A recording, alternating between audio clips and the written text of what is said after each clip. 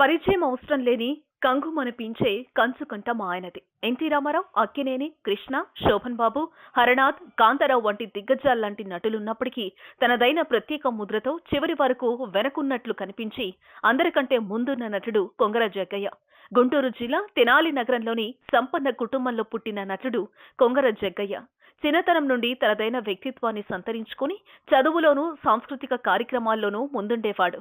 Telugu, English భాషల పట్ల మక్కువ పెంచుకున్న జగ్గయ్య తెలుగు కవులు, ఆంగ్ల కవులను అవపోసన పట్టాడు.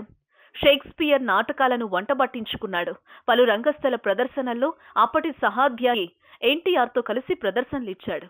చిన్నతనంలోనే దేశాభిమాని పత్రిక కోసం విరివిగా తన రచనలు అందించిన జగ్గయ్య అడవి పాపిరాజు లాంటి మహోన్నతమైన వ్యక్తి దగ్గర చిత్రలేఖనం కూడా నేర్చుకున్నాడు.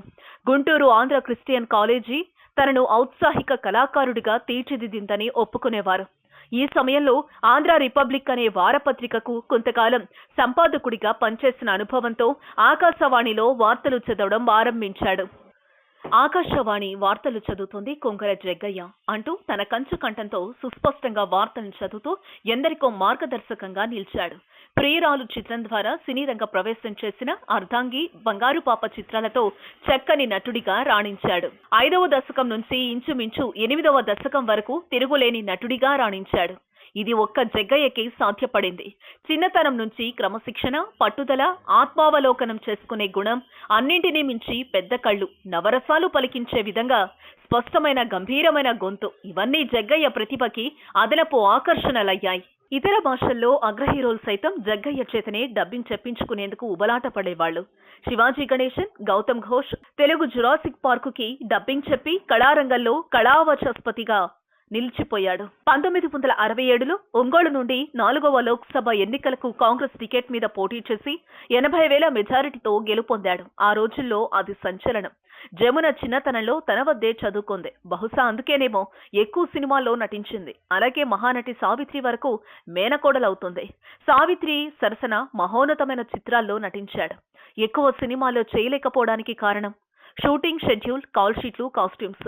6 గంటలు దాటాక విధిగా విరామం డబ్బు విషయంలో నిర్మోహమాటంగా వ్యవహరించటం. ప్రొడక్షన్లో ఏది నచ్చకపోయినా ఉన్నది ఉన్నట్టు మొహం మీదే చెప్పేవాడు. ఇవన్నీ దర్శక నిర్మాతలకు జీర్ణమయ్యేవి కావు. అక్కినేనితో తన కాంబినేషన్ విజయవంతం అవడం వలన ఎక్కువ చిత్రాల్లో కొనసాగారు. ఆ రోజుల్లో కొన ఊపిరి ఉన్నంత వరకు నటిస్తామని చెప్పడం పెద్ద ఫ్యాషన్ అయిపోయింది. అది విన్న జగ్గయ్య మండిపడ్డారు. ఎప్పుడూ పాత నటులే నటించాలా? కొత్తవారు రానవసరం లేదా? ఏం నటించకపోతే చచ్చిపోతామా అంటూ విరుచుకుపడ్డారు. ఈ స్టేట్మెంట్ అగ్ర నటులు విని కూడా మౌనం వహించారు. ఎన్టీఆర్ ఒక్కడుగు ముందుకేసి, బ్రదర్ బాగా చెప్పారు, ఇండస్ట్రీ ఎవరి సొంతం కాదు, పాత తరం నటులు అలా అనుకుంటే మేం వచ్చేవాళ్లమా అంటూ సమర్థించారు. అలాగే జగ్గయ్య చివరి రోజుల్లో చాలా చిత్రాల్ని తిరస్కరించారు. కావలసినంత డబ్బు నాకుంది, రోజుకు 5,000 రూపాయలు అద్దె వచ్చే ఇల్లుంది, ఇంకేం కావాలి, ఉంటే మటుకు నాతో పట్టుకుపోతానా అంటూ ఆత్మీయులతో పంచుకునేవారు.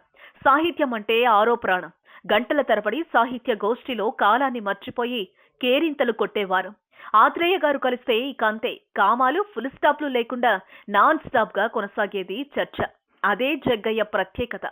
బంగారు పాప, అర్ధాంగి, ఏది నిజం, తోడికోడళ్లు చిత్రాలకు వరుసగా జాతీయ ఉత్తమ తెలుగు చిత్రాలుగా బహుమతులు సొంతం చేసుకున్నాడు. తమిళనాడు ప్రభుత్వం కళైమామిలి అవార్డుతో 1992 భారత ప్రభుత్వం పద్మభూషణ్ సత్కారంతో గౌరవించింది.